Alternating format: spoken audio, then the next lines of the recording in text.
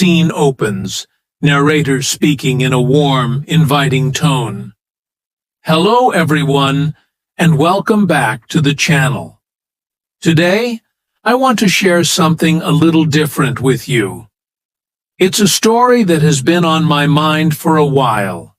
A tale that I believe holds a little piece of magic for all of us.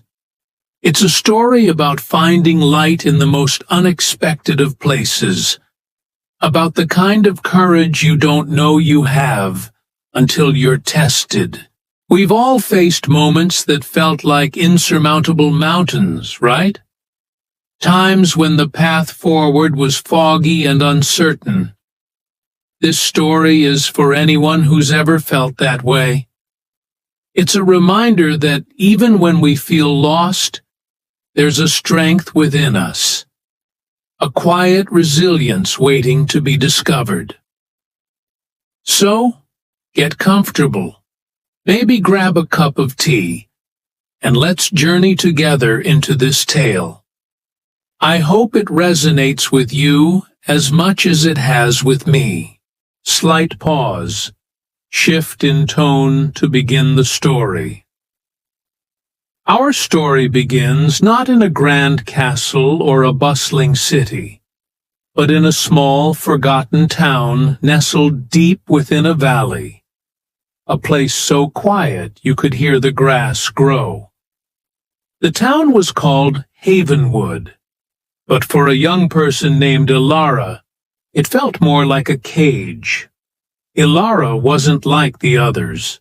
While they found comfort in the predictable rhythm of village life, Ilara's heart yearned for the horizon, for the mysteries that lay beyond the misty peaks that encircled their home. Ever since she was a child, she'd been fascinated by the whispers of a legendary sunstone, a gem said to hold the warmth of 1,000 summers, hidden somewhere in the treacherous Shadowfen Mountains. The elders dismissed it as a fanciful fairy tale, a dangerous dream. The mountains are no place for us, they'd say, their voices laced with an ancient fear. But for Ilara, the story wasn't a warning. It was a calling, a pull she could no longer ignore. Pause for dramatic effect. The decision was made under the cloak of a moonless night, with a small satchel containing a bit of bread, a water skin, and her grandfather's old, worn-out compass. Ilara slipped away from Havenwood. The familiar comfort of home faded behind her, replaced by the imposing silhouettes of the Shadowfen Mountains. The first few days were a lesson in humility. The forest floor was a tangle of roots that seemed to grab at her ankles, and the silence of the woods was broken only by the unsettling calls of unseen creatures. Doubt, cold and sharp, began to creep into her thoughts. Was this a fool's errand? Were the elders right? Just as her resolve started to waver, she stumbled upon a clearing. In the center stood an ancient, gnarled tree, its branches twisted like arthritic fingers. And sitting at its base was a small, fox-like creature with fur the color of twilight, and eyes that twinkled with an unnerving intelligence. A moment of wonder. The creature, which Ilara would come to call Kyle, didn't run. Instead, it tilted its head, observing her with a curious gaze. Cautiously, Ilara offered a small piece of her bread. Kyle sniffed it, then delicately took the offering. From that moment on, an unspoken alliance was formed. Kyle, with its intimate knowledge of the mountain's secret paths and hidden dangers, became her guide. It led her along forgotten animal trails, showed her which berries were safe to eat, and warned her of treacherous rock falls with a flick of its ear. Elara learned to trust not just her compass, but her intuition, guided by her newfound companion. She was no longer just a girl from a small town. She was becoming a part of the mountain itself, learning its language, respecting its power. Her fear was slowly being replaced by a quiet confidence she had never known. Building suspense. Weeks turned into what felt like an eternity. The journey grew more perilous as they ascended. The air grew thin and cold, and the landscape became a harsh canvas of stone and ice. One day, a sudden violent blizzard descended upon them, a swirling vortex of white that erased the world.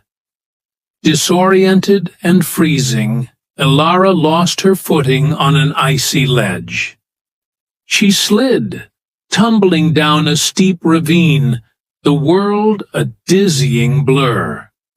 When she finally came to a stop, her ankle throbbed with a searing pain. She was trapped, injured, with the storm raging around her. Despair washed over her.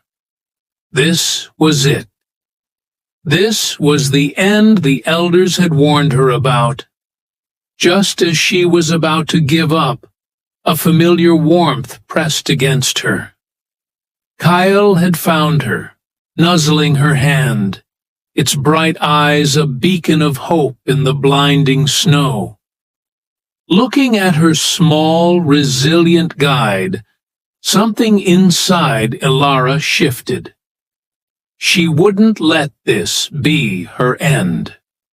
Climax of the journey. Using her satchel strap and a sturdy branch, Elara fashioned a crude splint for her ankle, leaning heavily on another branch as a crutch, and with Kale leading the way, she began the slow, agonizing climb out of the ravine. Every step was a battle against pain and exhaustion.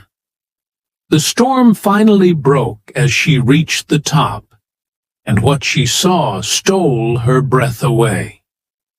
The rising sun, breaking through the clouds, illuminated a hidden cave entrance, its light reflecting off something inside with a dazzling golden brilliance.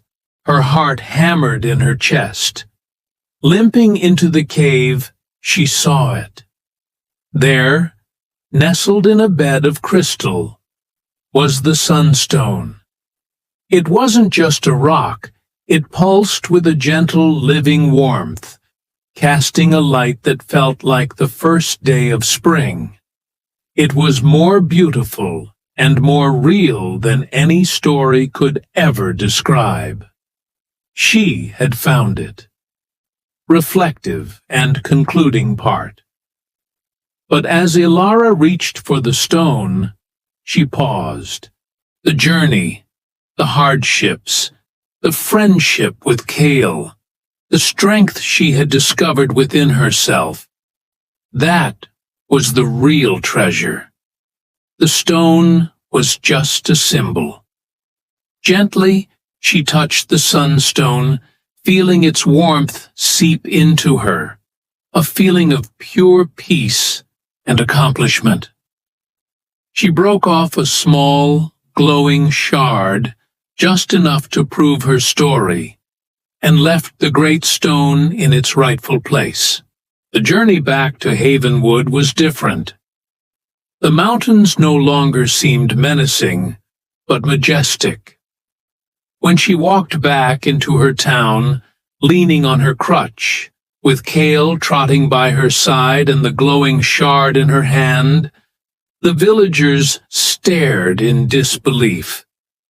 She hadn't just brought back a piece of a legend. She had brought back a new story. A story of courage, of listening to your own heart, and of realizing that the greatest discoveries are not things we find, but what we become in the process of searching. Shift back to the narrator's direct address. And that's where our story ends. It's a simple tale, but I think it reminds us that sometimes the journey itself is the destination. The challenges we face are what shape us into the people we're meant to be. What did you think? Did Ilara's journey resonate with you? I'd love to hear your thoughts in the comments below. What's a sunstone you've been chasing in your own life? Thank you so much for spending this time with me today.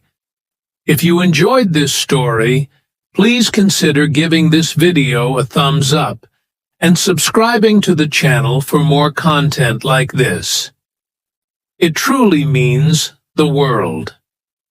Until next time, stay curious and keep chasing your own horizons. Take care.